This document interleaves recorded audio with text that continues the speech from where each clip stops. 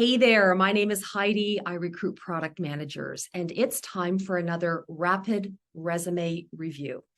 And today we're going to be looking at the resume of Chris LeMay, which I'm really excited about.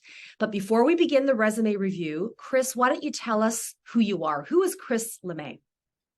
Well, thank you, Heidi.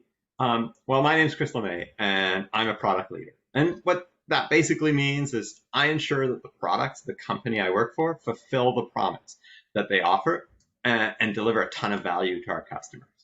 And this has led to a couple of successful exits. I've been part of the largest sales of companies in Vancouver, and now I'm looking for my next adventure and an opportunity to grow a product and a company all over again. Amazing. Well, Chris, thanks for being a part of the Rapid Resume Review. We're going to include your LinkedIn link in this post for anybody who wants to connect with you, learn more about you, or to talk about maybe an opportunity. So if that sounds like something that you are open to doing with Chris, please take advantage of that opportunity. And we're now going to dive in and take a look at his amazing experiences, his resume, and how we can help Chris just create an even more impactful narrative of his product story. We hope you enjoy. Hey everyone, let's dive into the rapid resume review of Chris LeMay. So Chris is a very accomplished product management leader. He has built and led large size product management teams. He's had significant responsibility for products that are in market that drive a significant amount of revenue for organizations, some of whom are quite large, where there is global scope and, really drive significant value to the customers who buy the products that Chris has been responsible for. But, like so many leadership candidates who I talk with, when you spend all of your time, as the product professional that you are, sometimes it's really tough to think about your resume and how to articulate everything that you've achieved and done. And that's why so many product leaders, Chris is not the only one, who sort of struggle to determine what should I be picking out? How should I be documenting my career as a product leader? And so I want to talk through a few observations that I've made about Chris's resume and how we might reimagine a more impactful presentation of his product story. And before I get into that, if you're listening and watching this and you have felt that you've really benefited from taking a kind of a more pointed and specific point of view on product resumes, I'd love to hear from you. Just shoot me some comments if you find that this is helpful. And if you work for an organization where you think, I think Chris's experience is something that we need. We'd love to talk with him. We're doing these and I'm doing these, as sort of as a give back to the industry that we work in. So please feel free to reach out to Chris if you think some of the things that he has done or his background might be attractive to the company that you work for, or maybe somebody else who you know. So getting back to Chris's resume. So I want us to take a look at the content that I call above the fold.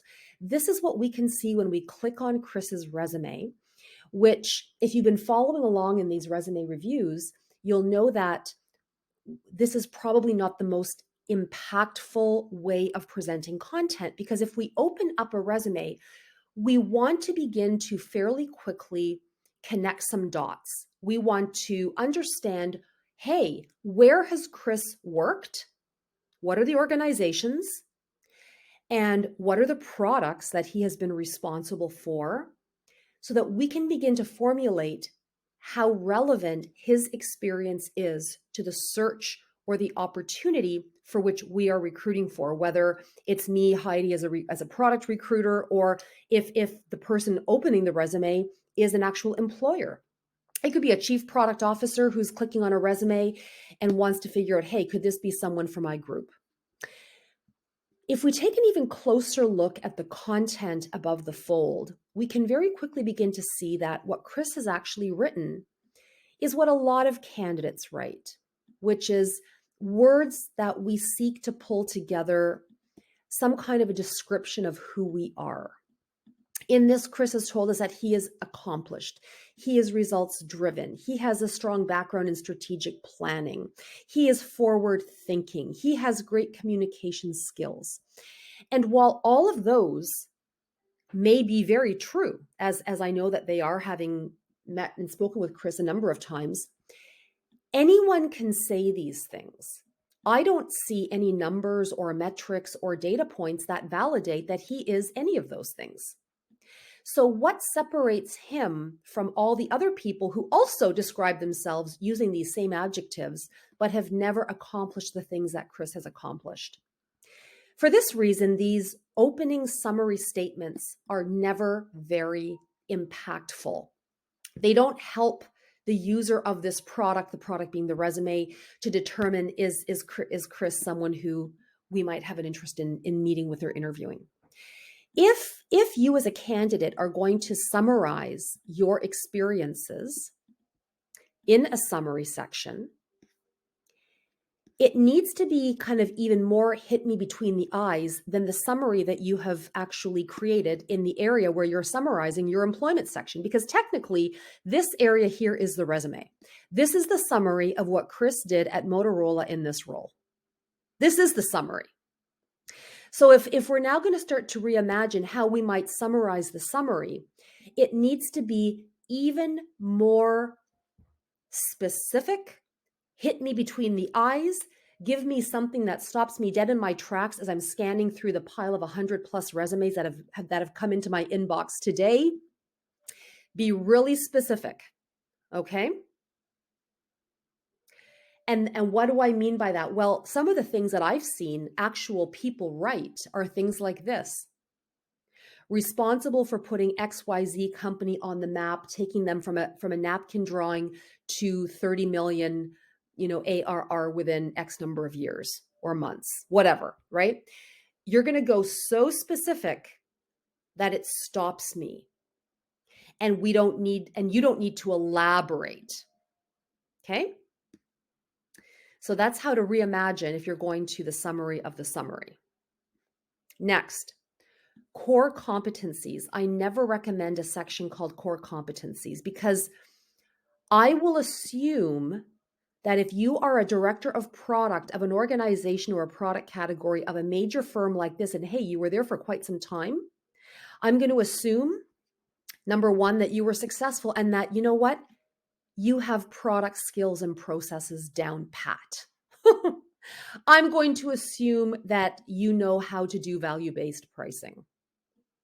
I'm going to assume that you lead a team and that you inspire sales and marketing and engineering. Okay?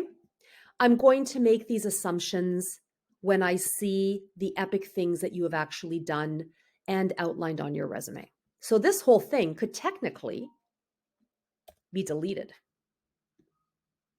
Okay? Which, if it were deleted and if the summary were to be shorter, like only one sentence, suddenly the stuff that we actually care about, the stuff that is your resume, that actually moves up in the page. And it's now above the fold. And that's what we really want. Okay? If I were to imagine Chris's employment section, I see some areas perhaps that we're duplicating. So we have moto here, we have moto here. So we're duplicating that. If we only have it once, that gives us back a line. I think it's also really important in this case that we introduce early on what is the product that Chris is responsible for. Owned strategy and direction for all Aviglion branded products. Okay. Well, what are they? I mean, do you really want me to leave your resume, open up a Google page and start going down the internet rabbit holes to try to figure out what it is that you're responsible for? Gosh, that feels like a friction-filled experience. How about you tell me what it is that you're responsible for, how it adds value to a company, and who the user and the buyer are? Okay. The other thing to think about is we don't need to present an org chart, who we're reporting to, okay? Because that's just organizational structure. It has nothing to do with your accomplishments.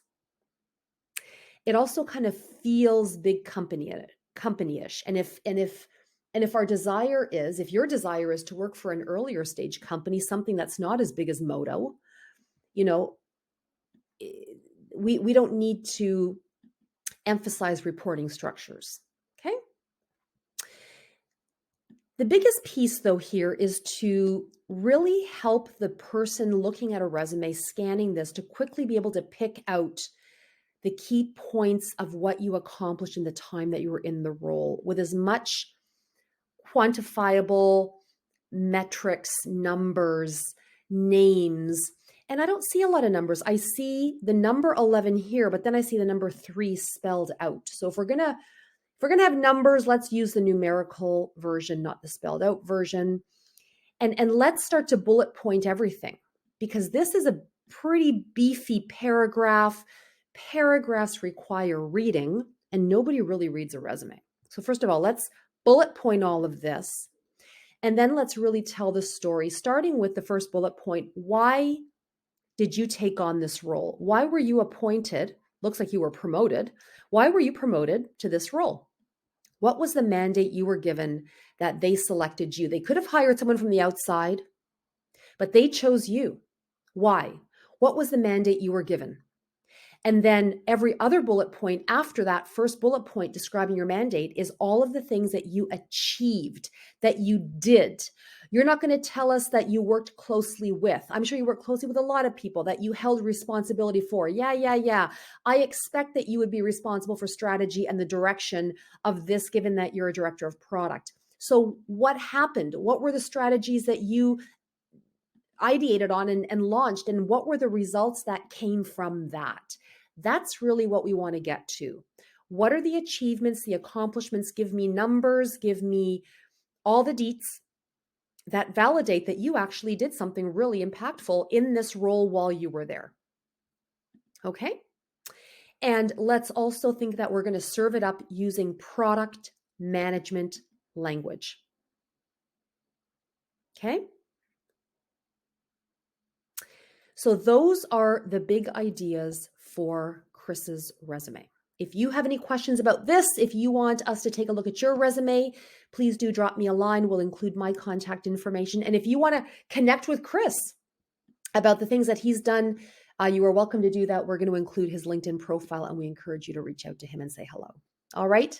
Thanks everyone for listening, and we will see you in the next Rapid Resume Review.